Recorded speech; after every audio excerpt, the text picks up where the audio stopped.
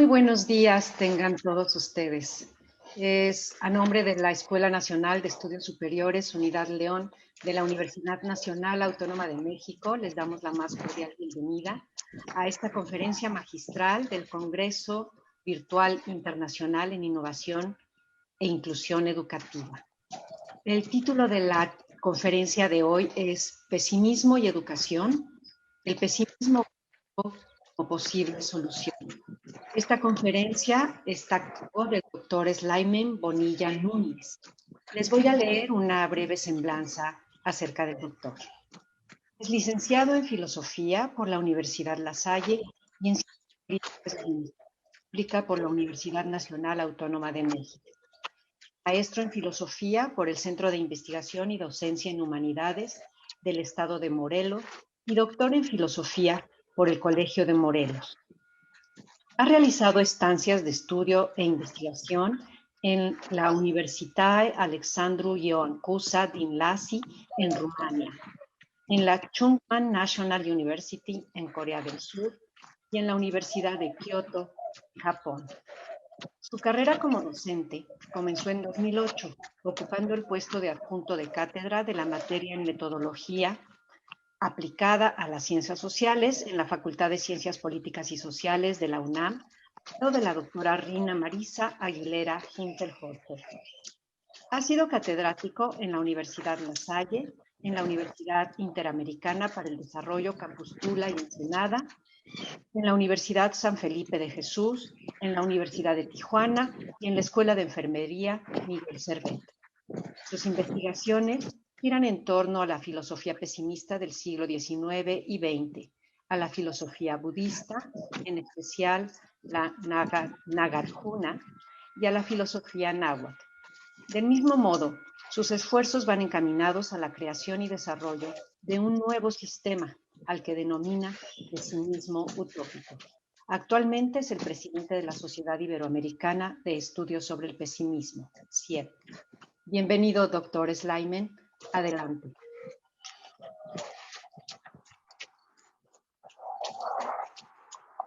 Otra vez tenía el micrófono apagado. Hola, muchas gracias. Gracias por la presentación y gracias a todos los que están aquí. Sé que esto no es una conferencia tan usual. Primero que nos den un poco de cabida a los filósofos en este tipo de congresos sobre innovación educativa o cuestiones por el estilo, ha dejado de ser tan usual como lo era hace algunas décadas, ¿no? Donde teníamos mayor voz, y no porque sea importante nuestra voz, simplemente porque así era.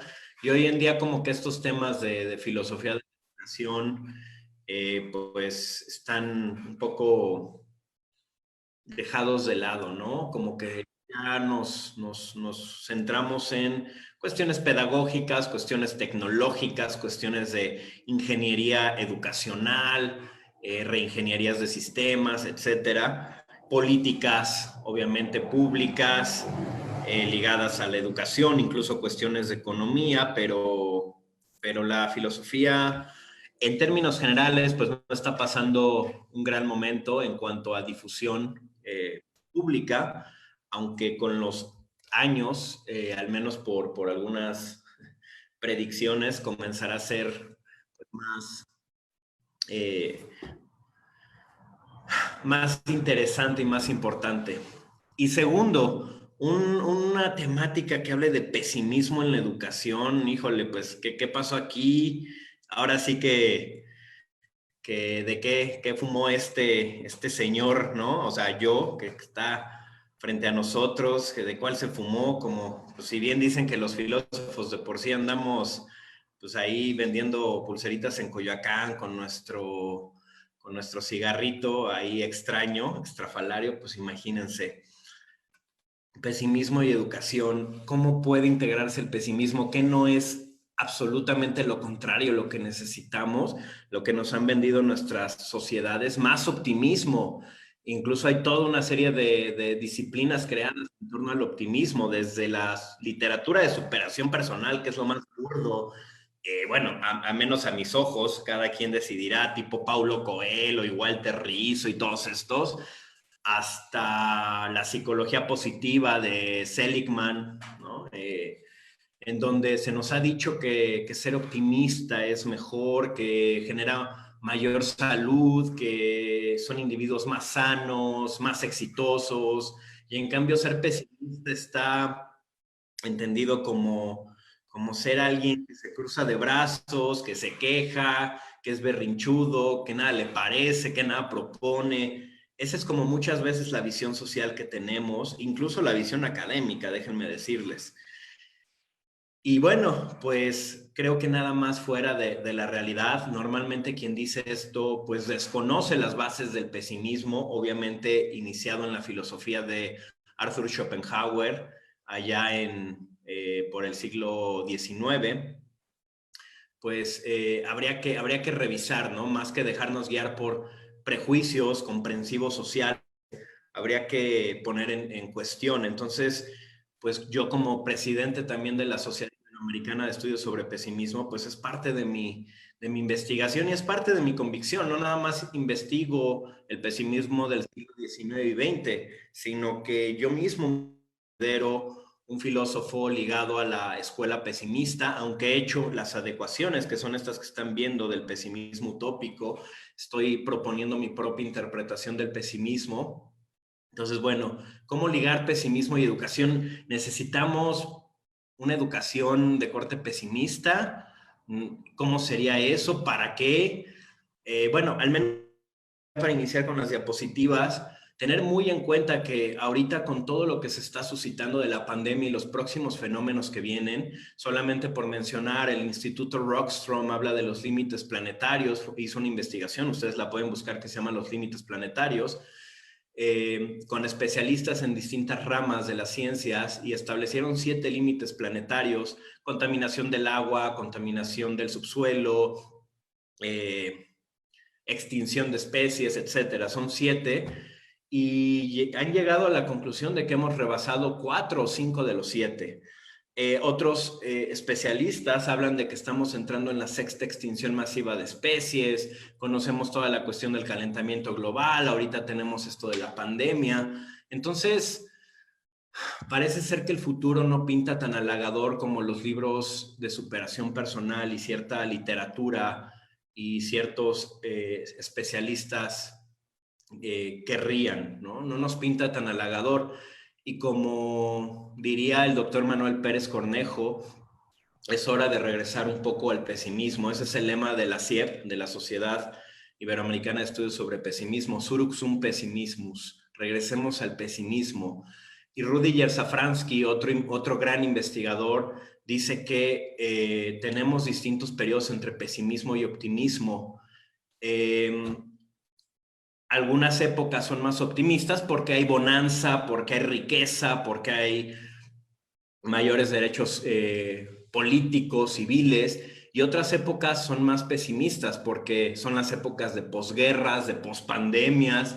Entonces ahorita estamos entrando en una época que, pues para bien o para mal, le va a venir excelente, como anillo al dedo al pesimismo. Así que creo que sería importante que volviéramos a reflexionar qué es eso del pesimismo y cómo podemos trabajarlo, qué podemos aprender del pesimismo. Dicho esto,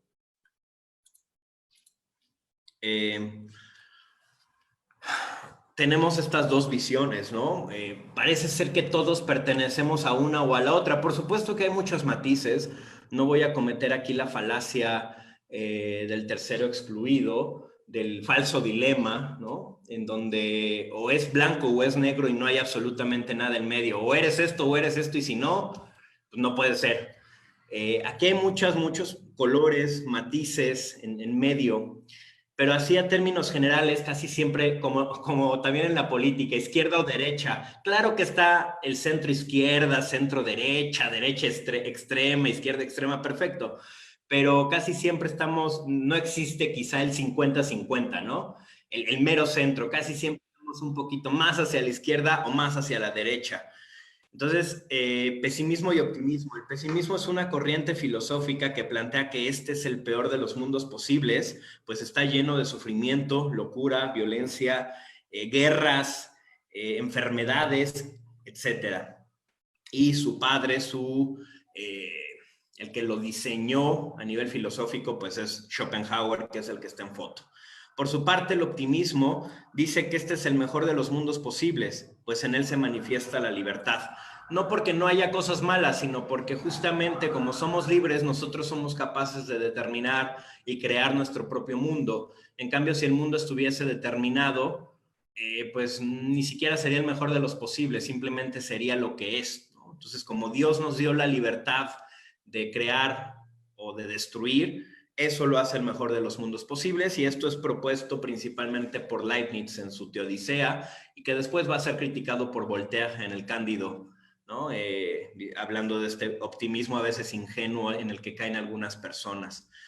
Entonces, parecería que, oye, pues hay que creer que este es el mejor de los mundos posibles, ¿no? ¿Por qué creer que este es el peor? ¿Qué nos lleva a el creer que este es el peor de los mundos posibles? Primero revisemos el optimismo en la educación. Hablar de optimismo en la educación es hablar de educacionismo. Así le han llamado algunos teóricos al optimismo en la educación, o a esta visión optimista en la educación. Esto es, según Osvaldo Dayera, la posición teórica que sostiene que con la educación se resuelven todos los problemas de la vida de las personas, desde las enfermedades a la intolerancia. Entonces, este es el educacionismo, un optimismo educativo.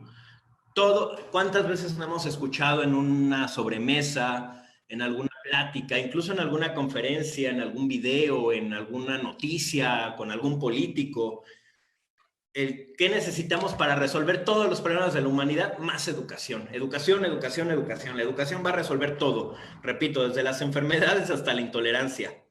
Todo se va a resolver con educación. Bueno, a esta postura, que es muy válida, y si alguno de ustedes la tiene, es muy válida, se le llama educacionismo y es un optimismo educativo. Pesimismo en la educación. Por oposición, el pesimismo parecería decir que cualquier intento por mejorar a la sociedad o al individuo, incluida la educación, es una ilusión, un sinsentido, ya que en el fondo la historia es solo circular.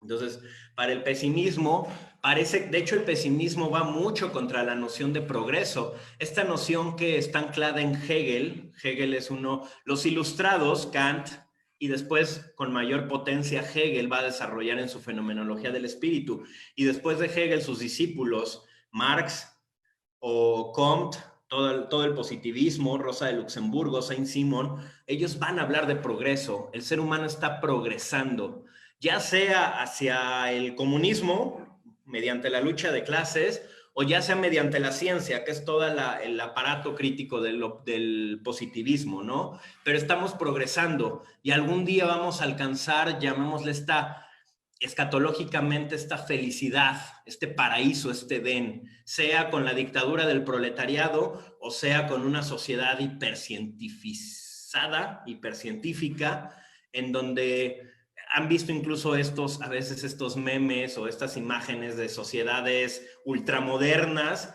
en donde todos son felices porque ya no gastan combustibles, porque todo es con energías renovables, porque todos tienen algo, porque la arquitectura es hermosa, porque hay robots que nos sirven, ¿no? Muy de ciencia ficción. Bueno, hacia allá apuntaría. En cambio, el pesimismo no cree en este progreso. O sea, la idea de progreso mismo está puesta en duda, en jaque en el pesimismo. Parece ser, y disculpen la palabra, que diría el pesimismo, somos los mismos idiotas, nada más que vamos cambiando de rostros, pero somos los mismos idiotas de hace 1000 años, 2000 años, 3000 años, nos seguimos matando, nos seguimos violando, nos seguimos robando, seguimos haciendo guerras, etcétera, etcétera, etcétera, solo que antes nos matábamos con cuchillos y pedernales y ahora nos matamos con AK-47. Sí, ha subido cierta tecnología, pero eso no implica, llamémosle, un progreso moral o espiritual por parte de nosotros, sino solo un progreso y, entre comillas, material. La utopía de la educación. Existe una tercera vía, el pesimismo ilustrado, en donde, como bien dice Fernando Savater, el de Ética para Amador, hacer la vida soportable exige un esfuerzo constante de sensatez racionalista, nunca consolidada de todo y siempre en peligro de retroceder ante los desbordamientos del fanatismo, la intolerancia o la ambición. Es una invocación al coraje cuerdo, en el cual se reúnen la esperanza en logros parciales y la desesperanza en lo tocante a una regeneración total. Entonces, este pesimismo ilustrado nos diría que sí se pueden generar logros parciales, pero no una regeneración total. La educación, permítanme decírselos, al menos desde el pesimismo, la educación, por mucho que queramos y que depositemos, que sea la nueva diosa a veces, o que depositemos todas nuestras esperanzas en ella, la educación no lo puede cambiar todo, no puede cambiar todos los males del mundo. Por otro lado, existe otra tercera vía, que es a la que yo llamo pesimismo utópico, la cual parte del reconocimiento del sufrimiento y la locura del mundo, que ese es el postulado pesimista. El mundo parece estar condenado, lo que no nos exenta de luchar hasta el final, aun cuando sepamos que vamos a perder o que es casi imposible ganar. Con todo y ello, hay que ser capaces y valientes creadores de utopías. Ahí es donde entra la utopía de la educación. La pregunta es, ¿qué tipo de utopía queremos crear y cómo la vamos a implementar? Entonces, ustedes como docentes son creadores de utopía, es lo que estoy diciendo aquí. Mediante la educación ustedes crean utopías en su salón de clases, en su vida diaria, en su institución.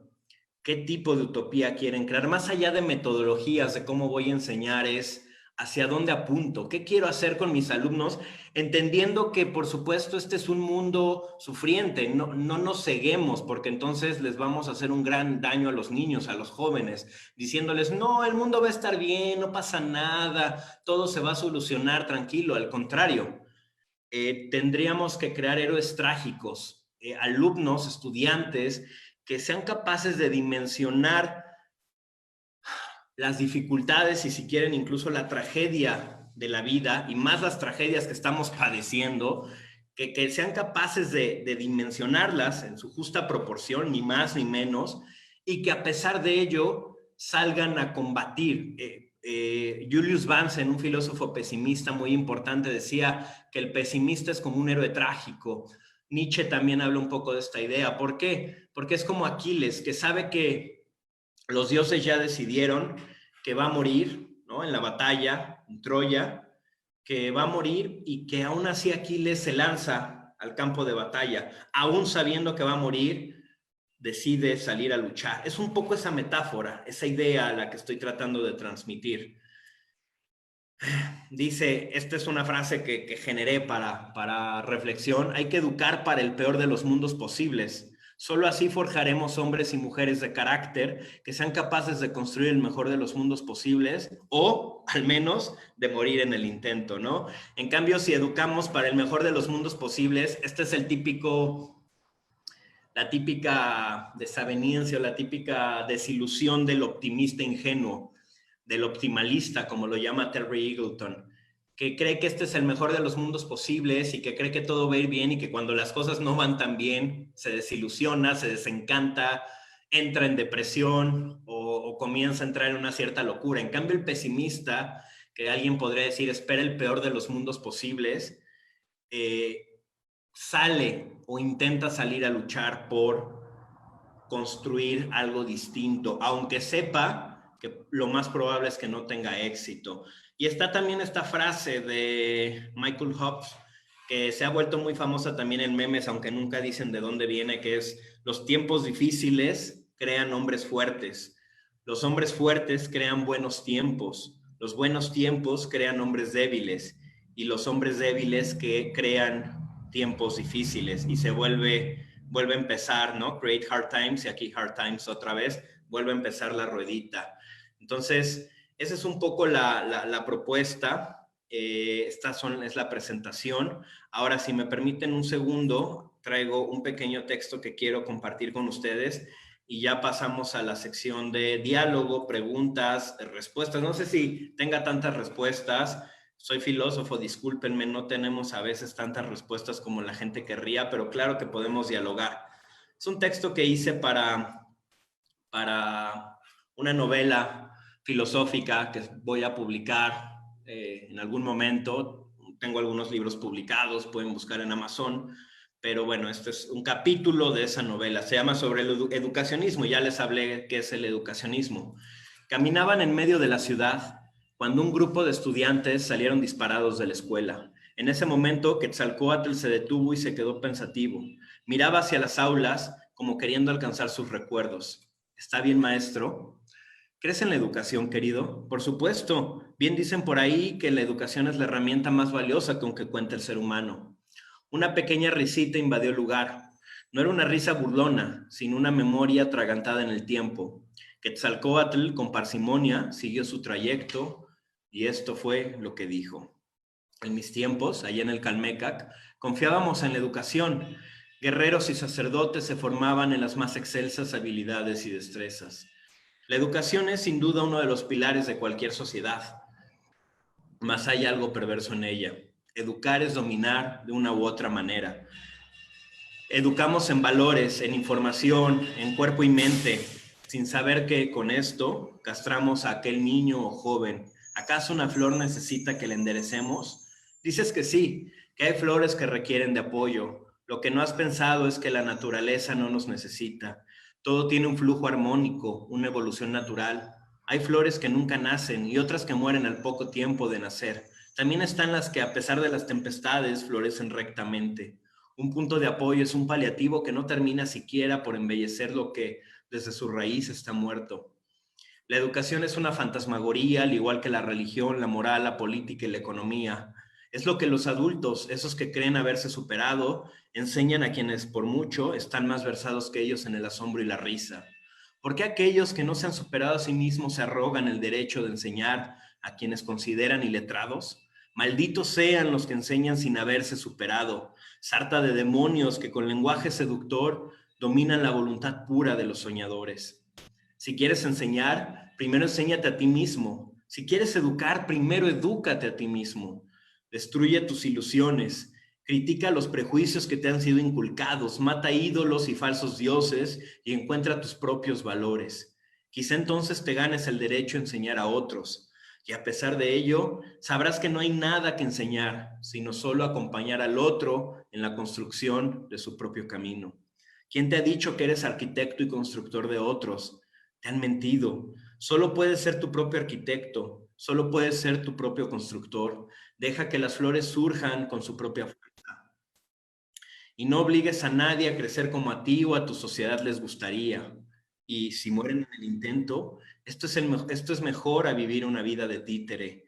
Un segundo, un día o una eternidad. ¿Qué más da si es con el propio rostro, con el propio corazón? Allá, en el país de los cerezos, escuché hablar del wabi sabi, la belleza de la imperfección. Un bosque es tan bello como puede serlo. No requiere ser perfecto. No requiere que las hojas o los insectos muertos sean barridos. No requiere de la intervención de nadie, solo de sí mismo, de su espíritu, de su aliento. No impongas tu rostro y tu corazón por más noble que sea. No juegues a ser un Dios que tu pequeñez es risible. El verdadero maestro es el que ayuda al otro a forjar su propio rostro y su propio corazón. Nada más. Mercachifles son los que pregonan desde sus tronos de oro el valor de la educación. Viven como reyes y reinas que cada mañana se levantan para adoctrinar a sus plebeyos, decirles qué hacer y cómo hacerlo. Entran en templos sin vida en donde se empoderan y olvidan por un rato de sus vidas miserables y como parlanchines repiten verdades que ni ellos creen, que ni ellos viven. Y tras aquello que llaman horario laboral desaparecen, se esfuman como almas en pena, olvidan a quienes consideran sus súbditos, los dejan morir de hambre, información, mucha información y hasta luego.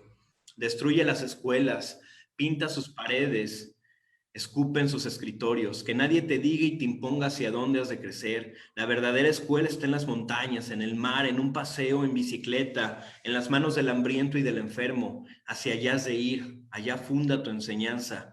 Te han vendido a la educación como panacea de todos nuestros males, mas yo te digo que la educación no puede detener lo inevitable. Es una soga tan frágil que con un leve soplido es capaz de quebrarse en mil pedazos. ¿Cuántos conoces que a pesar de los esfuerzos de sus instructores, no lograron más que acumular títulos de nobleza en sus paredes? ¿Cuántos de ellos no te desgarrarían la carne a la primera oportunidad? Son bestias escondidas en ropajes de seda, con etiquetas de valores humanos. ¿O acaso será que la educación está sobrevalorada y que en realidad, por muy juiciosa e innovadora que sea, no puede contener un camino que se forja desde antes del nacimiento de la semilla? Estaba sobrecogido, pues jamás pensó que su maestro podría derramar fuego sobre aquella institución que el mundo actual considera sagrada. Pero esto no era una contradicción. Al final, él mismo era discípulo de ese que predicaba la muerte de la educación.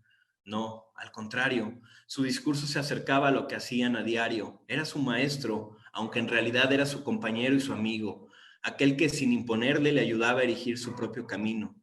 Pero entonces debemos renunciar a todo, incluso a ayudar a que los demás mejoren. No he dicho eso, quiso despejar sus dudas. Al final, la educación es la última morada de la utopía. Este es un texto pues, que tiene, no cito, obviamente no es un texto sistemático, pero está basado en Nietzsche, en el Zaratustra, en cuestiones de filosofía mexica, náhuatl, cuando hablo de rostro y corazón, forjar rostro y corazón. Nada más a este respecto, por ejemplo, les puedo comentar que los nahuas caracterizaron la educación, o sea, los mexicas, las caltecas, etcétera, toda esta filosofía mexicana antigua del centro del país, caracterizaron la educación como el arte de fortalecer o educar a los hombres, que en náhuatl se dice algo así como tlacahua pahualitztli, y el acto de dar sabiduría al rostro, que es algo como neixtlamatilitztli. Los seres humanos para los nahuas nacían incompletos y sin rostro, es decir, sin carácter, sin ethos. Es lo mismo Inixtli Inyolotl, que es rostro y corazón, es equivalente al ethos griego, ética, carácter, pero son perfectibles mediante una educación adecuada. La educación tendría como objetivo perfeccionar a los niños y a los jóvenes, desarrollando en ellos un rostro sabio y un corazón fuerte y humanizado. Y esto pues va para proporcionarles los medios para mantener una vida equilibrada sobre esta tierra que es resbaladiza. Ahí es donde entra el pesimismo utópico del que les acabo de hablar. Mantener el equilibrio, crear utopías, ser forjadores de utopías en nuestras propias vidas, en un mundo, en una tierra que es resbaladiza, que a la primera se genera un terremoto y nos absorbe, nos engulle. Entonces, es un poco, repito, todo esto que estoy diciendo, no crean que solo un día me puse me dio mi vena de artista y me puse a escribir, sino que está basado, por supuesto, en teorías de la educación, en postulados, repito, tanto de Nietzsche como de filosofía náhuatl, como de pesimismo en general. Entonces, pues bueno, es lo que les puedo compartir. Aprender a forjar a hombres que sean capaces de dimensionar el terror que estamos viviendo, dejarles de poner unas anteojeras como caballitos y decirles, tienes que ver para allá, mira, allá se ve bien bonito, está bien bonito ese valle, el mundo es hermoso, sí, hay que ser optimistas, hay que pensarlo mejor, no, de pronto hay que enseñarle a nuestros alumnos el terror de este mundo también. Tiene sus partes buenas, sí. Nadie está diciendo que todo sea sufrimiento ni terror, pero también hay que enseñarles esta parte grotesca del mundo, sórdida. Y una vez que lo puedan ver, forjar hombres de carácter, ethos, o in Ixtlin Yolotl, rostro y corazón, forjar hombres de carácter que sean capaces de salir al mundo y nuevamente, perdón por las palabras, no sé si a veces me paso, una disculpa, pero a partirse la cara, a partírsela, ya saben qué, y crear y forjar utopías y tratar de convertir este mundo en un mundo deseable, en un mundo alegre, en un mundo feliz, aunque quizá se sepa que pues está muy cañón esa tarea, que está muy difícil y que probablemente tengamos que dejar la vida en ella y aún así no tenemos nada garantizado. Muchísimas gracias y pues bueno, comienzo a leer los comentarios y no sé cómo vamos a hacer aquí la dinámica de preguntas y respuestas, pero yo empiezo a leer sus comentarios en el chat. Muchas gracias y empezamos la ronda de diálogo.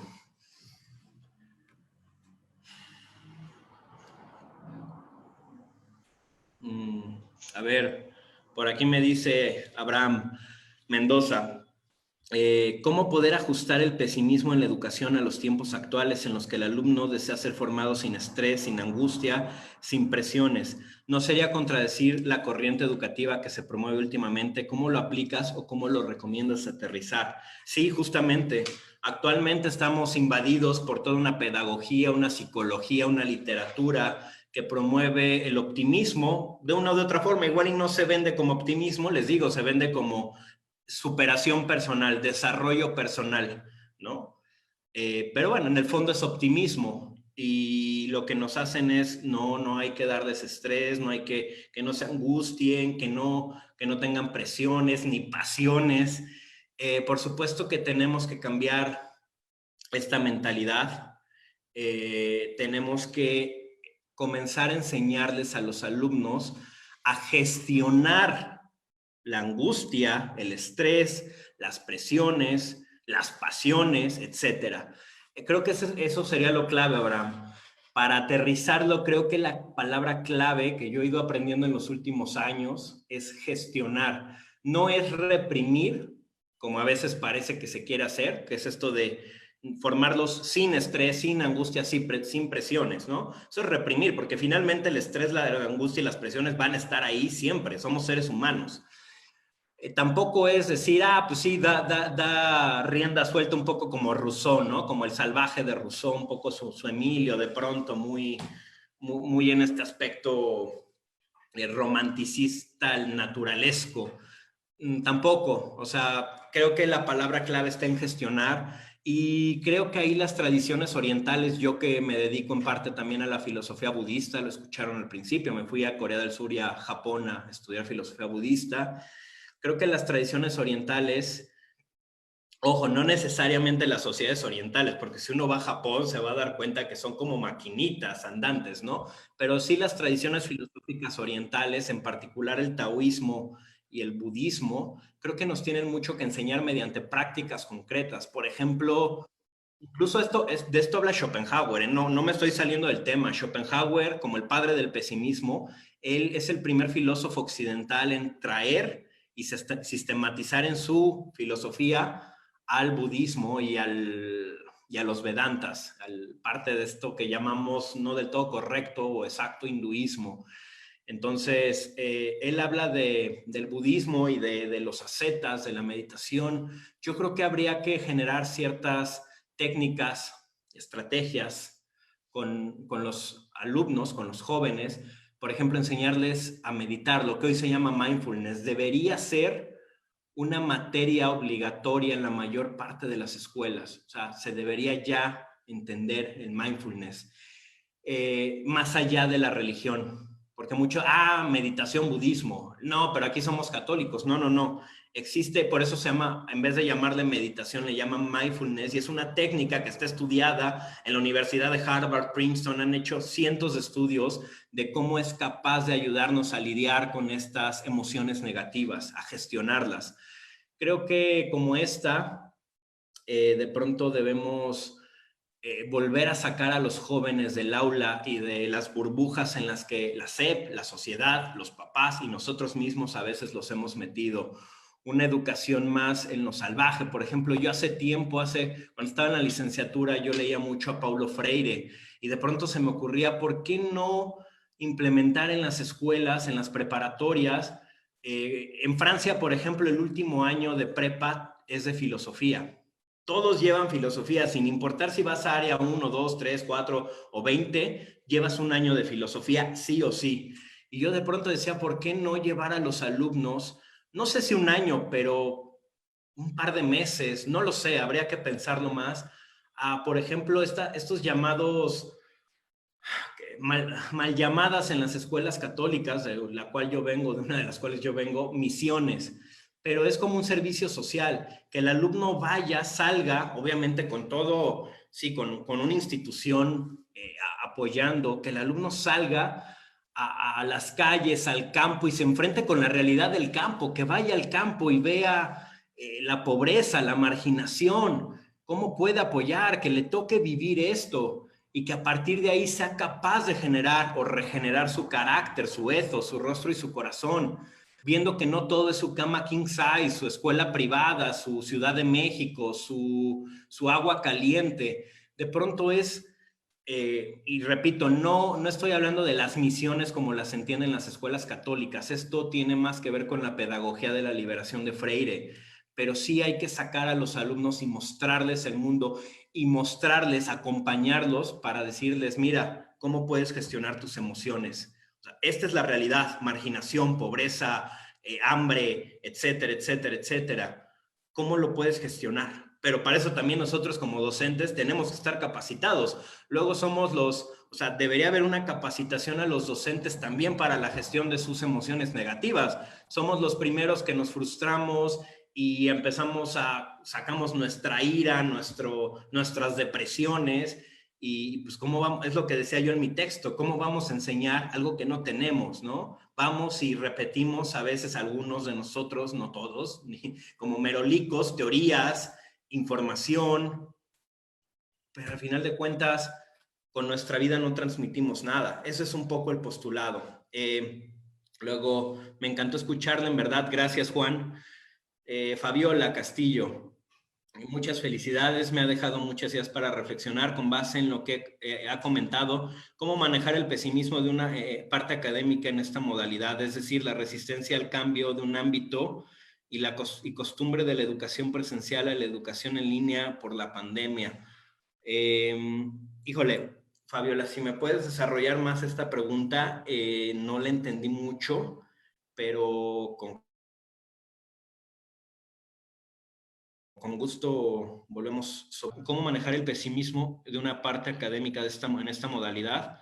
O sea, el pesimismo que están teniendo algunos académicos a partir de la virtualidad. Si estoy entendiendo bien, dime por favor. Creo que, repito, yo a esto le llamo negativismo y quiero ser muy puntual. El negativismo es esta postura de, estoy enojado, voy a ser Pancho porque estamos en una dimensión virtual y me siento mal y todo el mundo está mal y odio a todos y nadie me quiere, todos me odian, pero me como un gusanito, ¿no? Ese es negativismo, eso no es pesimismo. El pesimismo es entender que estamos mal y hacer algo con respecto a eso. Repito, Julius Bansen hablaba del héroe trágico, Nietzsche habla del espíritu dionisiaco, Schopenhauer habla de la zeta, Carlo Michel-Stedt habla de la persuasión. Entonces, el pesimista es alguien que sí, sabe que las cosas van mal y lo más probable es que tiendan a empeorar. Él no se... O sea, la actitud pesimista implica eso. Él no cree en estas visiones de, ok, estamos mal, pero vamos a mejorar. Eso es optimismo porque implica ya la noción de progreso. Estamos así, pero vamos para mejor. Eso implica progreso. El pesimista es, estamos mal y aquí nos vamos a mantener, si no es que vamos para atrás. Pero aún así el pesimista tiene que, lo voy a decir con una palabra muy actual, más colocada en otros contextos, pero el pesimista es un ser humano que se empodera a partir de su sufrimiento y que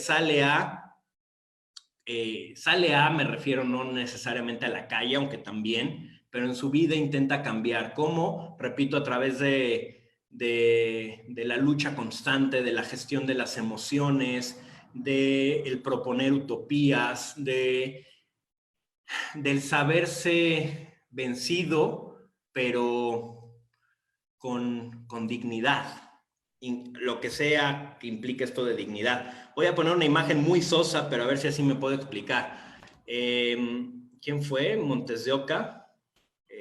Siempre se me va. Bueno, no, Escutia, Juan Escutia, ¿no? O sea, ese es como, quiero poner solo esa imagen del pesimista. Es quien ya sabe que ya tiene la batalla perdida, ya perdieron, ya fue, y aún así tiene el coraje de subir. Obviamente en la leyenda sabemos que hay otras versiones que si estaba borracho, que no sé, pero en la leyenda tiene el coraje de subir, amarrarse la bandera. Y no estoy hablando aquí de un patrioterismo, solo es una imagen que utilizo para explicar, amarrarse la bandera y arrojarse. Y decir, ok, ya perdimos, pero aún así yo lo voy a hacer con coraje, con dignidad, y no voy a estar, o sea, si ya estamos en este mundo virtual, esta actitud de, ay, me siento mal, estoy estoy deprimido, no quiero, ya no voy a hacer, eso no es pesimismo, eso es negativismo. El pesimista dice, sí, estamos de la fregada, igual y esto va para peor, sí estoy sufriendo, estoy en un mundo sufriente, pero aún así me empodero y tengo que salir a dar batalla todos los días, tengo que salir a partirme todos los días frente a esta realidad agonizante. Luego tengo aquí, ok, ya surgieron varias. Uf, en el marco del pesimismo, ¿qué debería incluir un programa de formación docente? En el marco del pesimismo, primero deberíamos ver si hay programas de formación docente. Como decía yo en mi texto, igual y una postura del pesimismo podría ser sacar a la educación de las aulas. Y no me refiero porque alguien diría, bueno, es que ya está fuera de las aulas, los papás y hay muchas instituciones sociales que generan educación. No, sería un tanto, no sé si estoy entrando en una postura de carácter un tanto cuanto anarquista, pero sería entender que la educación está en forjar el carácter independientemente de una institución. Entonces, tal vez para muchos pesimistas, la existencia de una institución educativa sea una especie de albur, lo voy a decir así. Porque está controlada por alguien en la mayoría de los casos.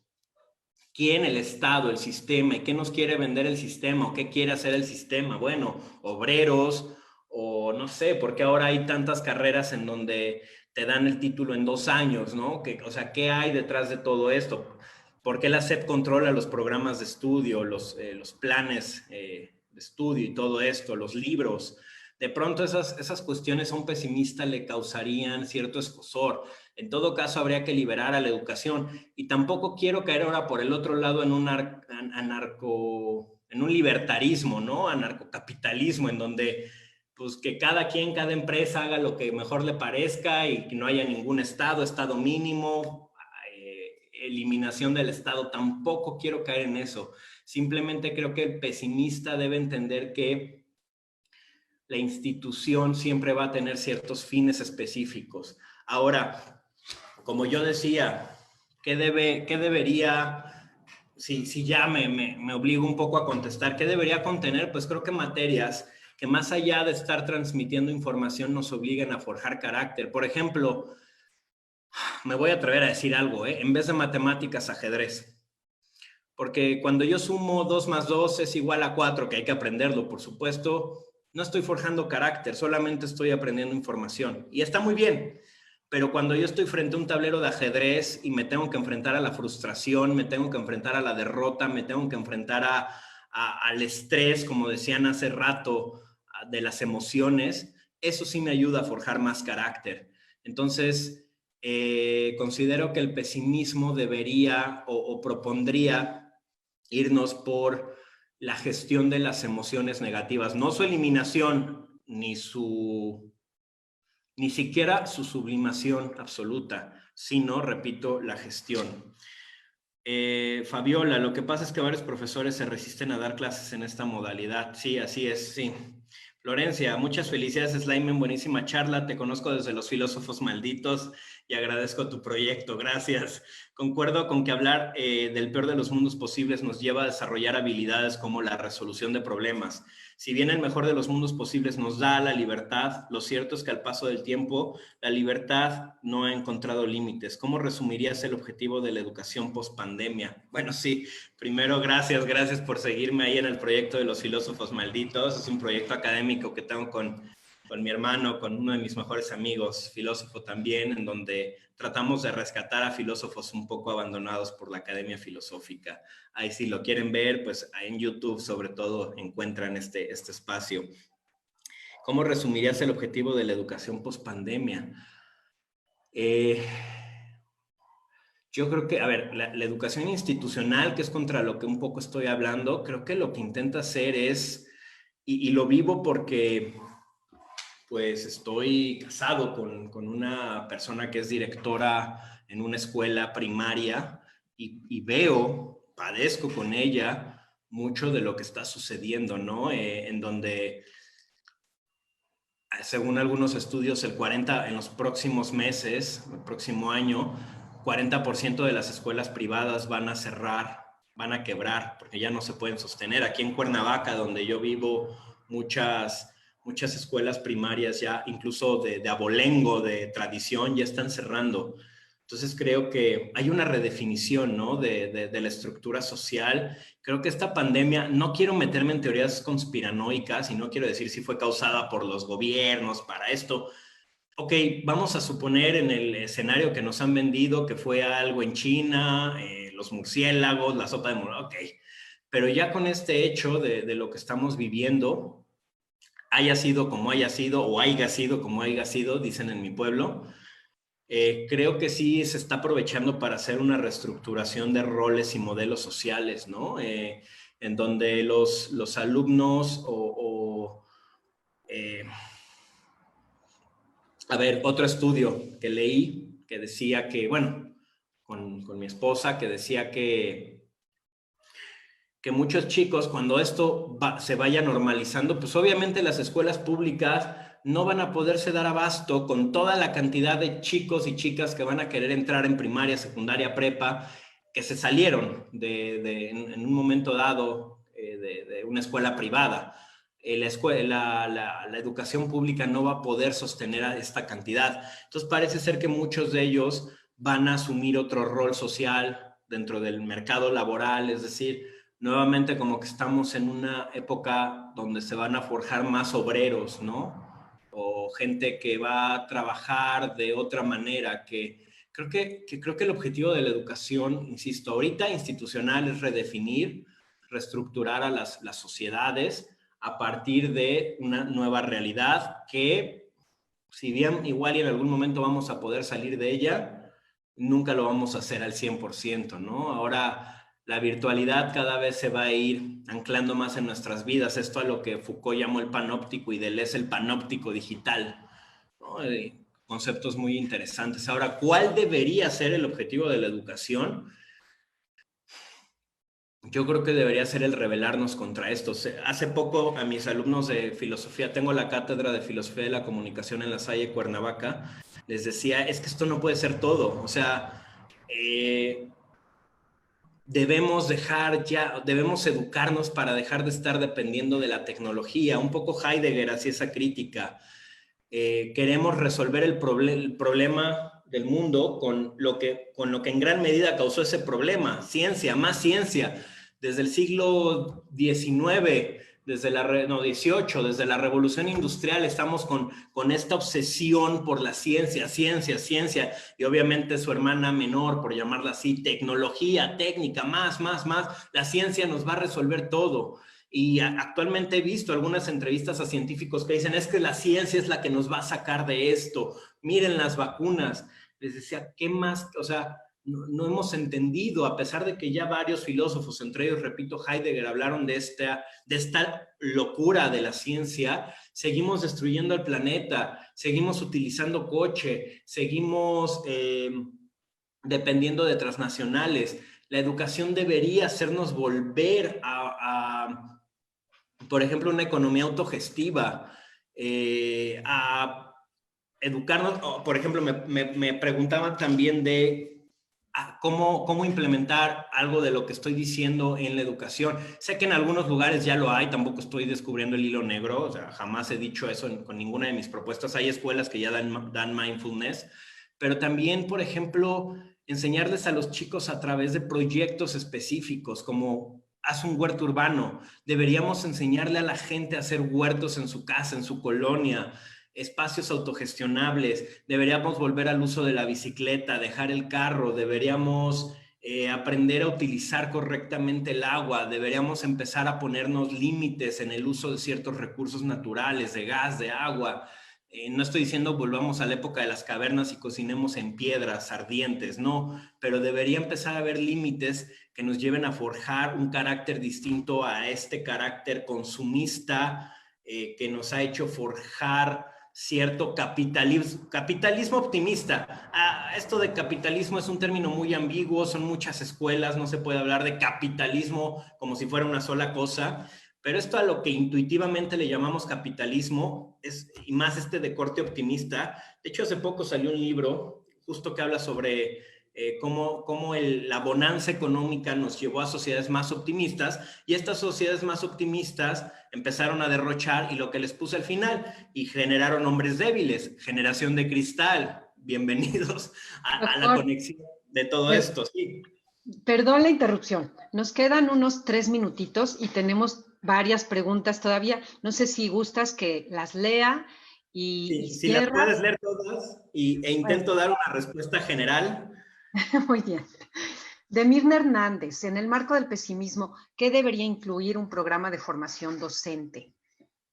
Bueno, de Fabiola Castillo ya se respondió. De Abraham Mendoza, coincido totalmente. En mi caso soy profesor de odontología y coordino el programa de brigadas comunitarias. El alumno dentro de este programa se sumerge en la dinámica social a la que no se enfrenta en la ciudad. A los alumnos les encanta ir, pero con preocupación veo que aquellos que más se resisten a acudir son los profesores. De Luis Guacuz, felicidades, doctor Sleiman. Es muy interesante y sobre todo es necesario dirigir la educación desde un enfoque humanista para entender que el pesimismo es parte de un proceso humano de aprendizaje. Yo trabajo en proyectos académicos en comunidades indígenas en Michoacán y aquí mi pregunta, desde el enfoque pesimista, ¿es necesario que el individuo lo viva por sí solo o uno puede fungir como orientador desde el ámbito académico? Fabiola, esa era la idea, gracias doctor. Ahora entiendo que es negativismo. De Sahara y Gabriela. Buenos días, muy interesante esta charla. Creo que tiene razón. Muchas veces, si no es que siempre, la educación es una gran solución del futuro. ¿Y cuántas veces se nos ha dicho que el que está en la escuela, el alumno, es el futuro? ¿Y cuántas veces también, perdón, eso no pasa o no cambia mucho? Quizá es mejor reflexionar y hacer que otros lo hagan sobre este mundo real y actuar. ¿Qué es de lo principal a tratar en la educación desde el pesimismo? ¿Hay algo urgente o cómo tratarlo? De Mirna Hernández. ¿Podría ser autónoma en lugar de anarquista? Carolina Torres Urquiza. ¿Cuáles son las lecturas que nos sugiere para iniciar un estudiante con estudiantes de nivel superior? Juan Aguas. ¿En dónde puedo seguir sus proyectos de filosofía? De Saray Gabriela. ¿Cómo empatar cualquier carrera con el pesimismo para no caer en quitar algunas enseñanzas y que sea un conjunto? Tanto la reflexión de la realidad y lo propio de cada carrera. Pues hasta ahí vamos. Adelante. Ok, a ver, 5 minutos, me voy rápido. Bueno, ¿dónde pueden seguir algunos de mis proyectos? En la CIEP, la página de la Sociedad Iberoamericana de Estudios sobre Pesimismo. La página es www.sociedadpesimista.org. Ahí también se van subiendo nuevos contextos, no solo míos, sino de todos los miembros, gente valiosísima de varios, bueno, Chile, España, Colombia, etcétera, México. Y en la página de los filósofos malditos en YouTube, ahí también pueden encontrar cosas. Desde el enfoque pesimista es necesario que el individuo lo viva por sí solo. Uno puede fungir como orientador desde el ámbito académico.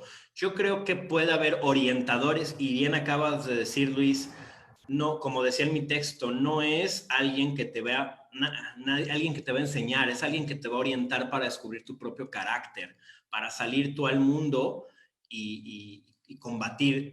El pesimismo es una cuestión de combativa, es una cuestión es una postura incluso política, de acción, de praxis.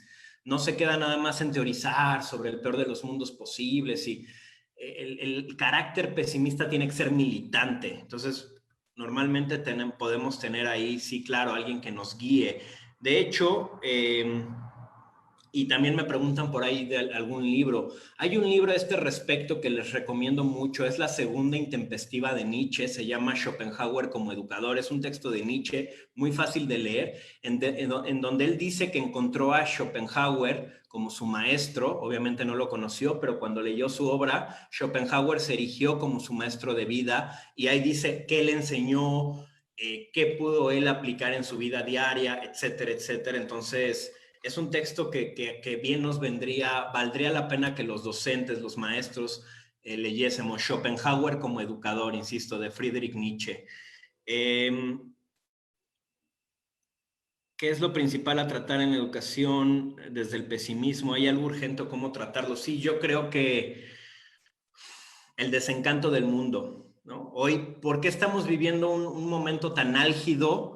Porque nos vendieron un mundo perfecto donde la ciencia nos iba a resolver todo, donde la educación nos iba a resolver todo, donde sí había muchos pobres, pero allí íbamos, allí íbamos. Si votábamos por tal o cual candidato presidente en el mundo mundial, no nada más en México, íbamos para mejor.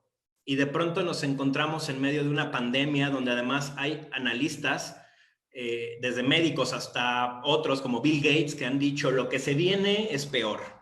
Entonces de pronto tenemos que enfrentarnos al desencanto. Ahí obviamente yo apenas voy aquí, ustedes ayúdenme desde su práctica docente a entender cómo podemos implementar una educación pesimista. Esta es la teoría. Necesito todavía la praxis, por supuesto.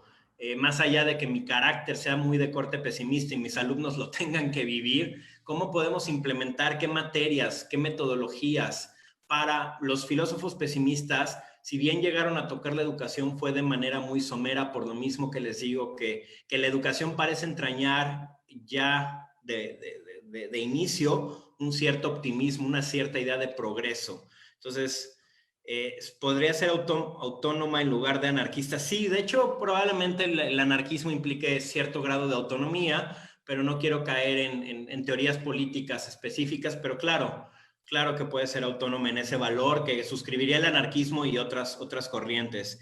¿Cuáles son las lecturas? Ya decía yo esto. Yo creo que vendría de pronto bien, por ejemplo, híjole, pues lecturas filosóficas puede ser La persuasión y la retórica de Carlo Miguel Stetta, pueden ser algunos libros de Chorán, pueden ser algunas obras de Nietzsche, El crepúsculo de los ídolos, pero obviamente necesitamos una guía porque de pronto estos autores se prestan a que los alumnos se viajen y no entiendan nada, ¿no? Perdón la interrupción, doctor Slyman, pero se nos acabó el tiempo y queremos darle una constancia. Muchísimas gracias, ha sido de lo más ilustrativa esta charla, nos deja reflexionando. Creo que hay que pensar en esto y hay que luchar por lo que queramos, hay que luchar. Eso me queda como síntesis de su plática. Pues le entregamos la constancia a nombre del Congreso, aquí la tenemos. Le voy a dar lectura rapidísimo, si me permiten. La Escuela Nacional de Estudios Superiores, Unidad León de la Universidad Nacional Autónoma de México, otorga el presente reconocimiento al doctor Slyman Bonilla Núñez por su valiosa participación con la impartición de la conferencia magistral Pesimismo y Educación, el pesimismo utópico como posible solución, el 18 de febrero, en el marco de las actividades llevadas a cabo en el Congreso Virtual Internacional de Innovación y Equidad Educativa, una visión integradora desde las IES, celebrado del 17 al 19 de febrero de 2021. Por mi raza hablará el espíritu, y firma la doctora Laura Susana Costa Torres. Muchísimas gracias, Slyman. Un gusto. Gracias.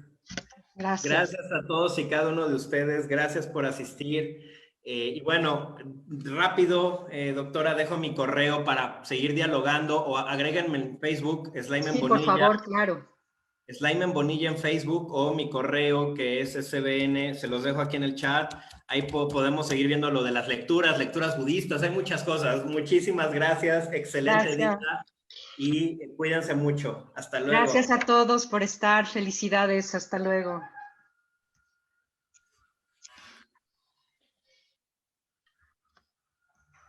Muchísimas gracias, doctor.